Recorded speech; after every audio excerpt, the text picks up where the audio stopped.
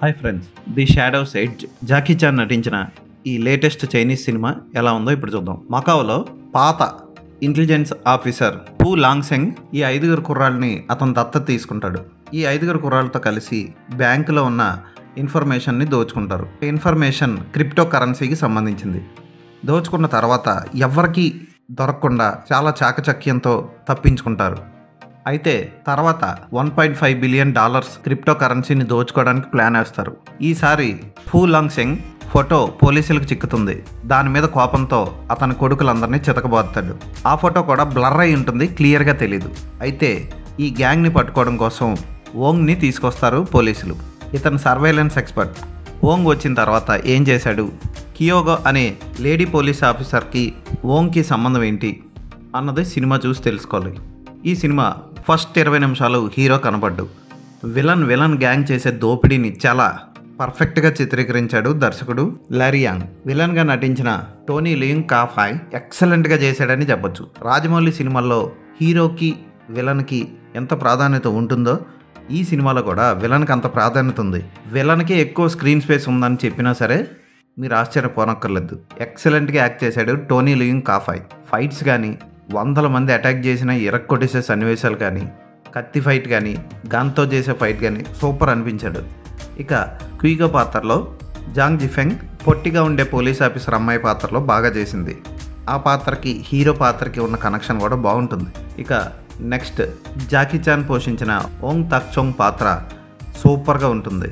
ఇంట్రడక్షన్లోనే 10 కుక్కలతో వస్తాడు Jackie Chan. ఇక అక్కడి నుంచి అతను చేసే ఇన్వెస్టిగేషన్ ఆకట్టుకుంటుంది. క్షణానికో గెటప్ మార్చేసి ఐడెంటిటీని కవర్ చేసుకుంటూ తప్పించుకుంటే దొంగల్ని పట్టుకోవడం కోసం వాళ్ళ పోస్టర్స్ని ఉపయోగించే సన్నివేశం హైలైట్గా ఉంటుంది. అలాగే కార్లో తిరుగుతూ తన టీం మెంబర్స్ అందరినీ డిఫరెంట్ పొజిషన్స్లో పెట్టి విలన్ని పట్టుకునే సన్నివేశం కూడా హైలైట్గా ఉంటుంది. 25వ అంతస్తు పైకి వెళ్ళి ఎవరిదో తెలియని ఫ్లాట్లోకి వెళ్ళి ఆ లోపల ఉన్న లేడీని పట్టుకొని ఆ ఫ్లాట్ని సొంతం చేసుకునే సన్నివేశం కూడా బాగుంటుంది. చేపల కూర వండే సన్నివేశం, అలాగే విలన్ని పట్టుకునే సన్నివేశంలో యాక్షన్ సన్నివేశాలు చాలా రియలిస్టిక్గా వచ్చి చాలా బాగా చేశారు జాకీ చాన్. ఫ్లాట్లో అటాక్ జరిగే సన్నివేశంలో యాక్షన్ సన్నివేశాలు చాలా రియలిస్టిక్గా ఉంటాయి. భారీ సెటప్ ఏమి ఉండదు అక్కడ. ఒక చిన్న ఫ్లాట్లోనే అక్కడికక్కడ జరిగే యాక్షన్ సన్నివేశాలు అదిరిపోతాయి. సోఫా చుట్టూ పడిపోతూ అద్దం ముక్కలు విరగొట్టుకుంటూ గన్ను కత్తి ఇష్టం వచ్చినట్టు వాడి ఎరగదీశాడు యాక్షన్ సన్నివేశంలో జాకీ చాన్. అలాగే స్టార్టింగ్ 20 నిమిషాల్లోని పోలీసులు గ్యాంగ్ని పట్టుకోవడం కోసం ట్రై చేస్తూ ఉంటే గ్యాంగ్ వెబ్ కెమెరాలని మ్యానిపులేట్ చేసే సన్నివేశం ఫెంటాస్టిక్గా అనిపిస్తుంది క్లైమాక్స్కి వచ్చేసరికి. అలాగే క్లైమాక్స్ ఎపిసోడ్లో కూడా పోలీసులందరూ సేమ్ టెక్నిక్ వాడి విలన్ని పట్టుకునే సన్నివేశం బాగుంటుంది. అక్కడక్కడ చిన్న ఎమోషన్ సీన్లు కూడా ఉంటాయి. జాకీ చాన్కి, జాంగ్ జిఫెంగ్కి అవి కూడా ఆకట్టుకుంటాయి. అంత గొప్పగా కొత్తగా అనిపించవు అవి.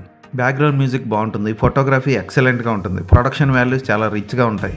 జాకీ చాన్కి సరైన పోటీగా టోనీ లియాంగ్ కాఫాయ్ ఎక్సలెంట్గా విలనిజం ప్రదర్శించాడు.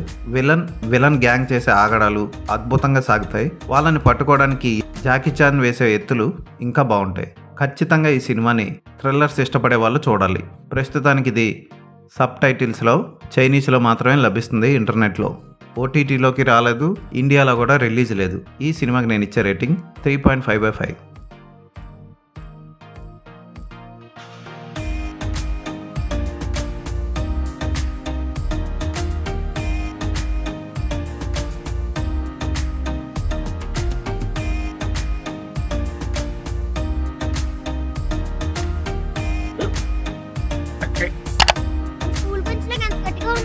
కొట్రా, కొట్టు, పర్లేదు, కొట్టు.